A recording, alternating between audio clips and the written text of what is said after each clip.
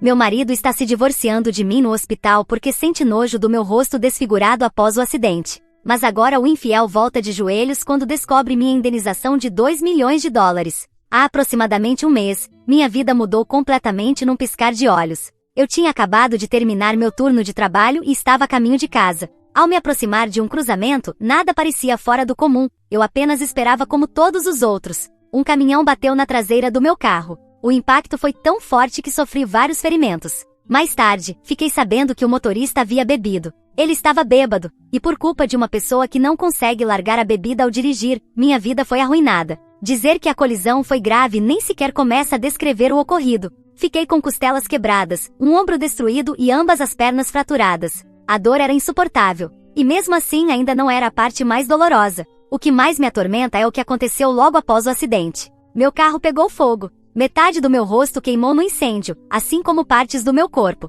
Não acho que algum dia vou esquecer o cheiro de pele queimada, que era a minha própria pele. E só sobrevivi porque alguém conseguiu me tirar rápido do carro. Motoristas que viram o acidente me resgataram a tempo. Eu estava com tanta dor por tudo, mas tinham que me tirar dali porque o carro estava pegando fogo e não havia como apagar. Foi a maior dor que senti na vida. Mas salvaram minha vida. Lembro de sentir que estava entre a vida e a morte. Quando finalmente cheguei ao hospital, mal conseguia me manter consciente por causa da dor. Entrava e saía da consciência. A dor nublava tudo. Eu conseguia ouvir vozes que acredito serem das enfermeiras e dos médicos que estavam me atendendo. Isso é tudo que lembro. Mais tarde, quando recuperei a consciência, no começo eu nem sabia onde estava. Estava muito desorientada. Meu corpo doía como se tivesse levado uma surra. E eu estava toda enfaixada da cabeça aos pés. Mal conseguia me mover, nem mesmo virar a cabeça. Depois, uma enfermeira me informou que tinham entrado em contato com meu marido e que ele já estava a caminho. Para contextualizar, no momento do acidente, meu marido estava fora da cidade numa viagem de trabalho, então suponho que tenha demorado um pouco para chegar até mim.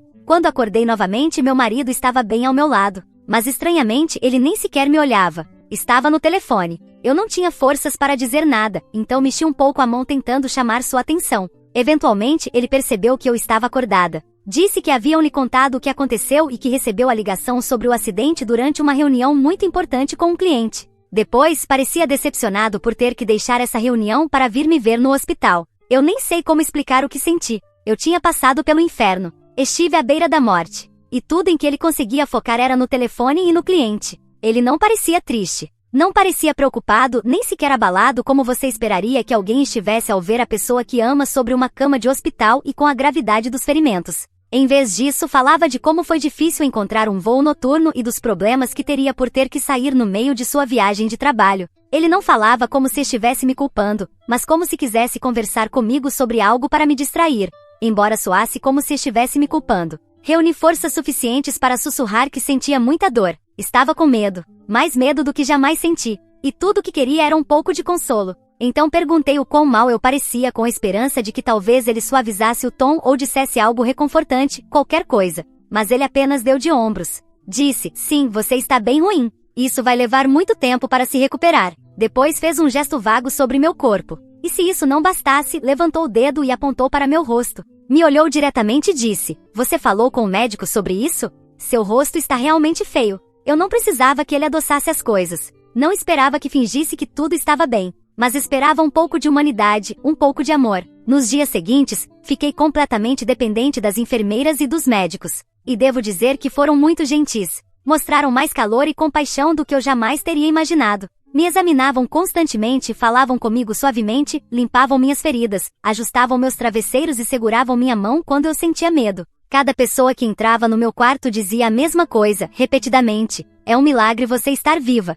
E acho que de certa forma era mesmo. Olhando para trás, considerando o estado em que me encontrava e o quão perto estive de não sobreviver, talvez tenha sido um milagre. Mas naquele momento não parecia assim. Eu não me sentia sortuda. Para ser honesta, me sentia péssima. Meu marido não esteve muito presente durante os primeiros dias. Na verdade, ele desapareceu depois da visita inicial. Nem mesmo tive forças para perguntar para onde ele tinha ido. Estava ocupada demais tentando respirar, pois minhas vias respiratórias haviam sido queimadas. Depois chegou o dia em que finalmente iriam remover os curativos do meu rosto. Eu estava apavorada. Sabia que tinha queimaduras, sabia que eram graves, mas uma parte de mim ainda se agarrava à esperança de que não fosse tão ruim. Talvez não fosse tão grave quanto eu temia. Queria ser otimista. Meu marido teve a decência de aparecer nesse momento, sentado em silêncio no canto da sala, enquanto o médico começava a remover lentamente as camadas de gaze do meu rosto. Eu o observava sua expressão. E quando todos os curativos foram retirados do meu rosto,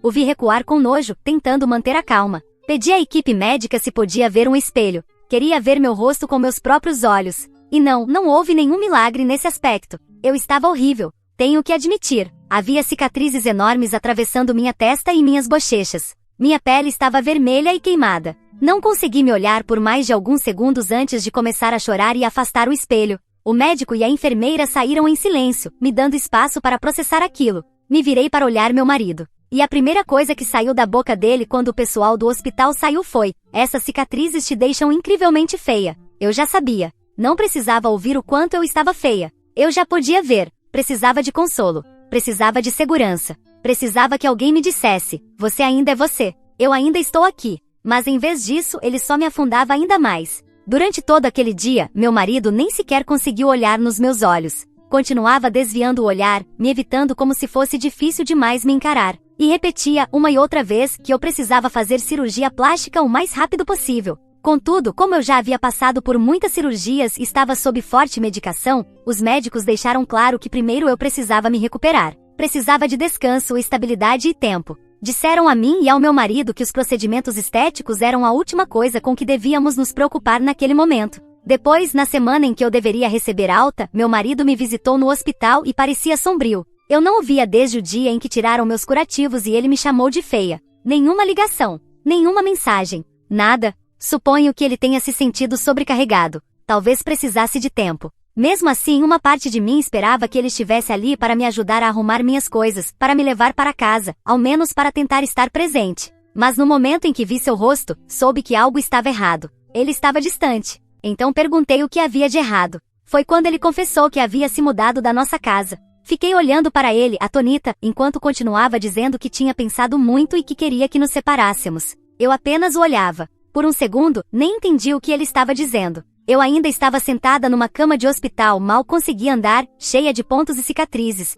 e ele me dizia que já tinha feito as malas e ido embora. Não podia acreditar que aquele homem estava me deixando. Estava fazendo isso bem no meio do hospital onde passei semanas me recuperando. Perguntei se ele estava falando sério, porque se fosse uma piada, era o pior momento para fazê-la. Mas ele apenas me olhou nos olhos e disse, com um tom muito pragmático, que não conseguia continuar vivendo comigo tendo um rosto como aquele. Ele disse isso de verdade. Disse que se sentiria traumatizado vivendo comigo pelo resto da vida. Que não havia assinado por isso e que era demais para ele. Mas estávamos casados. Ele havia dito sim, diante de todos, prometendo estar comigo na doença. Eu disse que se era isso que ele pensava, então eu não o impediria. Eu também não queria passar o resto da minha vida com alguém que agora me mostrava quem realmente era. Que eu também não havia assinado por isso. Ele respondeu que achava bom, que agradecia por eu não estar implorando para ele ficar, que isso tornava tudo mais fácil para os dois, e que era bom estarmos na mesma página. Meu próprio marido me deixava por algo que eu não podia controlar, algo que me aconteceu no acidente,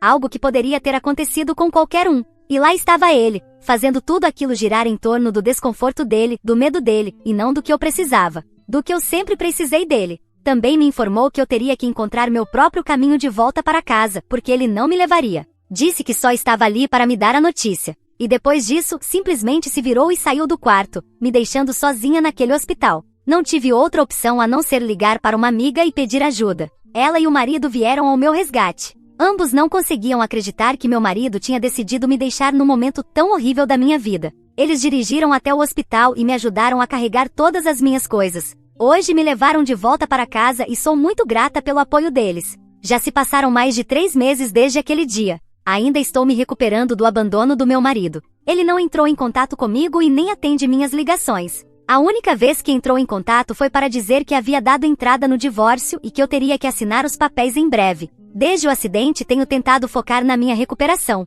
Minha cirurgia facial está marcada para daqui a algumas semanas. Os médicos estão otimistas de que tudo correrá bem e que poderei recomeçar. Meu advogado também tem trabalhado incansavelmente no meu caso. Decidimos processar o motorista bêbado que me atropelou, que ainda por cima fugiu do local do crime. Também decidimos processar a empresa que empregava o motorista. Acontece que ele trabalhava para uma grande multinacional, e descobrimos que essa empresa tinha um histórico de contratar motoristas imprudentes, motoristas dispostos a acelerar apenas para cumprir os prazos de entrega. Claramente colocavam os lucros acima da segurança das pessoas. E isso era algo que eu não podia deixar passar. Eles eram tão responsáveis quanto o motorista pelo que me aconteceu. Recentemente meu advogado me ligou com uma notícia incrível. Disse que após muitas negociações, chegamos a um acordo rápido. A empresa estava disposta a me pagar 2 milhões de dólares. Minha mandíbula quase caiu. Fiquei completamente surpresa. Eu só esperava algo justo. Algo que pudesse me ajudar a pagar as contas médicas, as cirurgias e me ajudar a reconstruir minha vida de alguma forma. Não esperava que a compensação chegasse nem perto desse valor. Uma parte de mim se sente sobrecarregada desde que descobri isso. Acho que nunca tinha ouvido essa quantia de dinheiro associada ao meu nome. Esse acordo é enorme e vai ajudar a cobrir muita coisa. As cirurgias, as terapias, os cuidados que ainda preciso enquanto me recupero. Agora, o que acontece é que meu marido soube do acordo e de repente tudo mudou. Ele agora diz que sente minha falta. Diz que talvez tenha sido apressado ao decidir me deixar. Quer que esqueçamos o processo de divórcio e voltemos a ficar juntos. Claro, como se a notícia da minha indenização não fosse um motivo para ele voltar. Ele acha que agora que tenho dinheiro e minha feiura não o incomoda mais, vou aceitá-lo de braços abertos. Agora sou eu quem sente repulsa pela feiura dele, mas não a física e sim a de caráter. Neste ponto, tudo o que quero dar a ele é o divórcio. Nem me importo com o que receberei nele. Só quero receber os 2 milhões de dólares e seguir com minha vida. Por isso, falei com meu advogado para acelerar o fim do divórcio e dar a ele qualquer coisa que esteja pedindo. Ou seja, não é como se tivéssemos muitos bens. Então, perder 10 mil ou 15 mil dólares não fará grande diferença nas minhas finanças. A partir de agora, o advogado disse que não há necessidade de ter pressa, porque ele não tem direito a esse novo dinheiro. E mesmo que nos apressemos, é provável que ele tente atrasar só para ser mesquinho e tentar encontrar uma maneira de eu voltar com ele. Ele disse que não há necessidade de sair desse casamento tão rápido, que é melhor esperar para obter tudo que eu mereço no divórcio. Vocês acham que eu deveria finalizar o divórcio o mais rápido possível mesmo assim? Ou ser mesquinha e levar o que me é de direito também? Atualização 1. Para as pessoas que perguntam se meu marido estava me traindo e talvez por isso tenha desaparecido do meu quarto de hospital e tenha sido tão apressado em me deixar, suponho que faz sentido. No começo eu nem sequer considerei essa possibilidade. Eu nunca suspeitei de nada disso. Nunca revirei o celular dele nem mexi nas coisas dele porque confiava nele. Ou pelo menos achava que confiava. Mas agora, com tudo o que aconteceu, algumas das atitudes dele, especialmente o comportamento enquanto eu estava no hospital, estão me fazendo questionar se talvez haja mais nessa história do que eu pensava inicialmente. Não falo só do modo como ele desapareceu do meu quarto no hospital. Falo da forma como ele nem sequer se deu ao trabalho de ficar ao meu lado quando eu estava no meu ponto mais baixo. Simplesmente não faz sentido. Ele foi tão rápido em me abandonar justamente quando eu mais precisava dele, tão ansioso para se separar sem pensar no quanto isso me machucaria. E então, de repente, depois de tudo o que aconteceu e com o acordo de indenização, ele age como se quisesse estar ao meu lado de novo. Será que ele estava mesmo me traindo? Seria essa a razão de ele estar tão distante? Não sei ao certo, mas uma parte de mim não consegue deixar de se perguntar se essa é uma possibilidade. Odeio admitir, mas faz sentido quando olho para tudo o que aconteceu. O modo como ele sempre esteve mais focado em si mesmo do que em nós ou na nossa vida juntos. É como se, durante todo o tempo que o conheci, tudo sempre girasse em torno dele. Ele sempre esperava que tudo fosse do jeito dele. Quando estávamos em um relacionamento, eram as necessidades dele, os desejos dele, os objetivos dele que vinham em primeiro lugar. Se ele estivesse doente ou com dor, eu largava tudo para estar ao lado dele. Cuidava dele sem fazer perguntas. Eu era quem ficava lá, acordada a noite toda, ajudando no que fosse preciso. Fazia de tudo para garantir que ele estivesse bem. E sempre pensei que fosse assim que um relacionamento deveria ser. Cuidado mútuo, apoio mútuo. Mas quando se tratava de mim, quando eu precisava dele, era como se nada disso importasse para ele. Quando estive no hospital depois do acidente, ele nem se deu ao trabalho de ficar. Ele não conseguiu passar mais que alguns minutos comigo.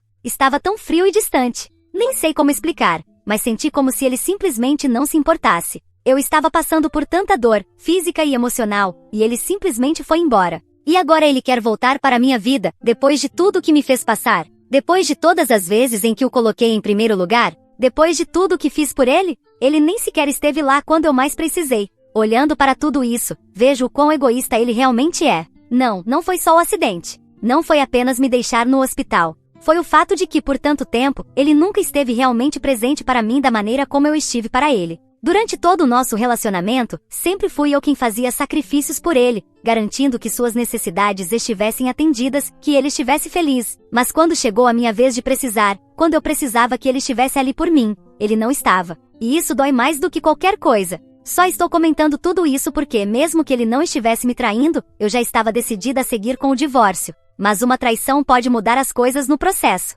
E se ele foi infiel, parte de mim quer usar isso para me vingar. Neste momento, sim, estou pensando em ser mais vingativa. Eu me sentia feliz com a indenização e pensava em simplesmente me afastar sem causar problemas. No fim das contas, eu sairia desse casamento com aquele dinheiro, e ele ficaria só com o arrependimento de não ter colocado as mãos nisso. Não sou burra. Já conversei com gestores patrimoniais, e é o suficiente para não precisar trabalhar pelo resto da minha vida. Imagine alguém com um bilhete de loteria na frente dele, numa cama de hospital, e dizer que não o quer porque está feio e que quer o divórcio. É como se ele tivesse rasgado o bilhete. Por isso ele está tão desesperado agora. Mas se ele me traiu, torna tudo ainda pior. E agora que reduzi um pouco minha medicação para a dor e não me sinto tão entorpecida, consigo pensar com clareza. Clareza suficiente para fazê-lo pagar. Na verdade, acho que não importa se ele me traiu ou não. De qualquer forma, vou levar o que é justo no divórcio, mesmo que esse dinheiro não signifique nada para mim, e tudo para ele. Atualização 2. Então, eu me sentei e conversei com meu marido,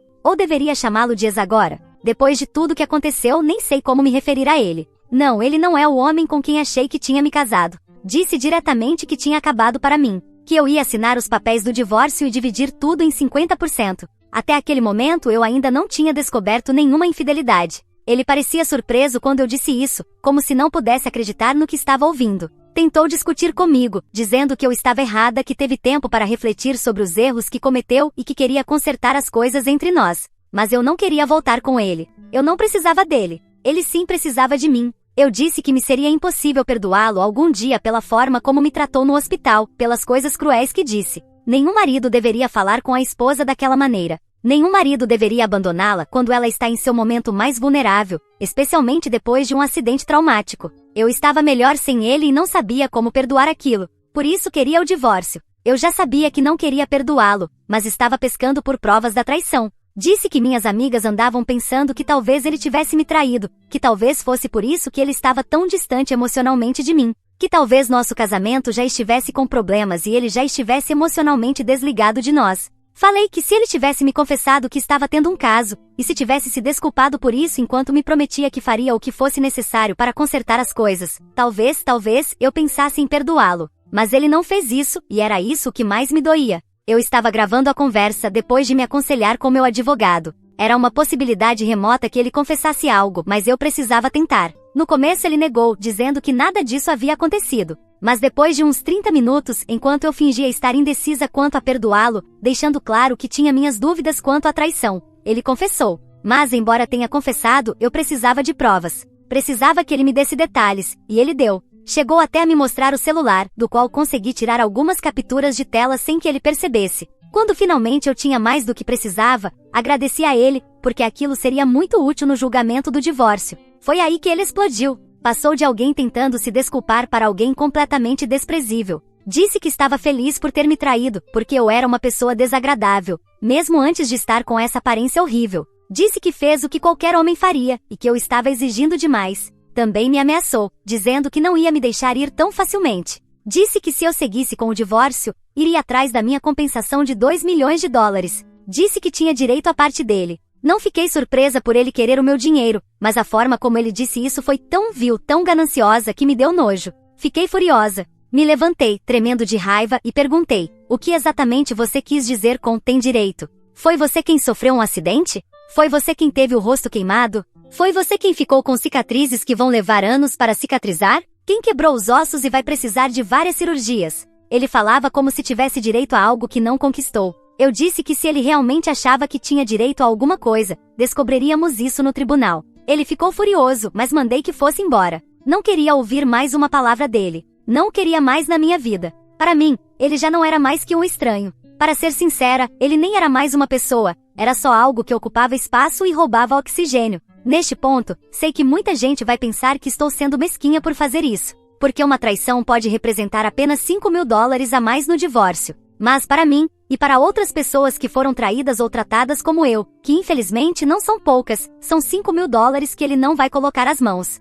E sim, tenho recebido mensagens de homens e mulheres cujos parceiros os abandonaram por terem perdido uma perna, por ficarem desfigurados ou por qualquer outro dano permanente. Atualização 3. Olá a todos! Já se passaram quase 8 meses desde minha última atualização, e só queria compartilhar em que ponto estou agora. Antes de tudo, segui em frente com a cirurgia facial e fico feliz em dizer que minhas cicatrizes quase cicatrizaram por completo. Vão ficar marcas, sim, mas não pareço mais tão horrível, e com um pouco de maquiagem dá para disfarçar. Sinto como se tivessem tirado um enorme peso de cima de mim. A dor e a insegurança com as quais eu estava lidando têm desaparecido aos poucos. E embora eu ainda esteja me recuperando emocionalmente, minha recuperação física tem sido uma coisa a menos com a qual me preocupar. Quanto ao meu ex, bem, agora estamos oficialmente divorciados. No fim das contas, ele não conseguiu nem um centavo meu, por mais que ele e seus advogados tenham lutado por isso. Na verdade, quem recebeu fui eu, e não foram centavos. Honestamente, estou orgulhosa de como mantive minha postura durante todo o processo de divórcio,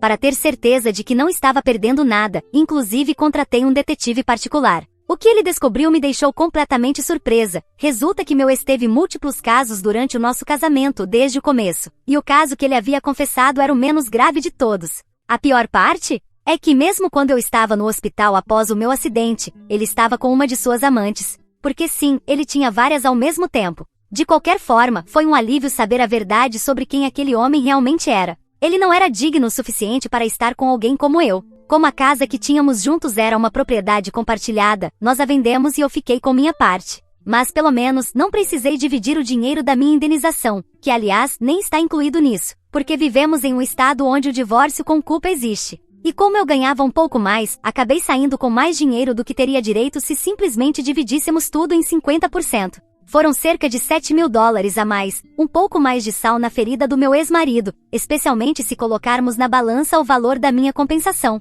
De qualquer forma, atualmente moro sozinha em um pequeno apartamento que é muito aconchegante e perfeito para mim. Faz parte do meu novo estilo de vida. Eu poderia comprar algo luxuoso e enorme, mas isso exigiria mais dinheiro e a necessidade de trabalhar. No entanto, todo o dinheiro da compensação agora está investido e me rende o suficiente para viver, desde que eu não gaste demais. Também comecei um trabalho de meio período, algo que gosto de fazer, só para preencher os dias e ter uma rotina. Passo o restante do tempo fazendo coisas que me dão prazer. Não me aposentei completamente nem mesmo sendo milionária, mas posso viver e fazer o que quiser sem me preocupar com dinheiro. Algo que meu ex-marido certamente gostaria de ter. Atualização 4. Acho que o destino é cruel, porque gosta de dar lições. Lições que às vezes parecem pessoais. Como se ao tratar mal alguém no caixa do supermercado, alguém fosse te tratar mal no trabalho algumas semanas depois. Sempre acreditei nisso. Então, um acidente de carro com incêndio seria o mais próximo de dar ao meu ex-marido uma colherada do próprio veneno. Mas não foi exatamente assim. Meu ex-marido havia conseguido seu próprio apartamento depois do divórcio, assim como eu. E enquanto ele estava no trabalho, o apartamento pegou fogo. Ele não estava dentro nem ficou desfigurado pelas chamas. Mas não tinha seguro. Ele nunca gostou de seguros. Sempre achou que era um golpe. Pois bem, agora tem um apartamento queimado nas mãos, no qual vai ter que investir muito dinheiro ou então vender por um valor abaixo do que pagou. Como eu disse, acredito nessas coisas, mesmo que às vezes não sejam tão óbvias. Mas é impossível não pensar que o fogo e a desgraça pessoal estão ligados ao que aconteceu comigo. A diferença é que eu não merecia passar por aquilo, e ele sim. Embora também possa ser um sinal indireto de que o destino queria que eu me afastasse dele. E como o sinal foi traumático, o destino soube como me compensar. Talvez seja loucura o que estou pensando, mas estou tentando dar sentido a tudo o que aconteceu, mesmo que no fim, não haja sentido algum. Atualização final. Já se passaram quase 14 meses desde o meu acidente, e sinto que finalmente cheguei ao fim deste capítulo. Não apenas me sinto mais forte fisicamente, como também encontrei a paz emocional que eu tanto precisava. Hoje, quando olho no espelho, vejo mais do que cicatrizes. Vejo uma mulher que sobreviveu ao abandono, à dor, à traição, e ainda assim seguiu em frente. Já não choro pelo que perdi. Agradeço pelo que aprendi. Recentemente recebi a confirmação de que meu ex se mudou para outra cidade. Não o culpo. Talvez ele também esteja tentando recomeçar à sua maneira. Mas não me importa. O que ele faz já não me afeta. Da minha parte, comecei a trabalhar com uma fundação que ajuda mulheres que sobreviveram à violência física e emocional. Usar minha história para ajudar outras pessoas me deu propósito, força e uma razão para sorrir novamente. Não tenho certeza se vou me apaixonar de novo algum dia. Talvez sim, talvez não. Mas sei que não tenho medo. porque agora eu me tenho. E isso é o suficiente.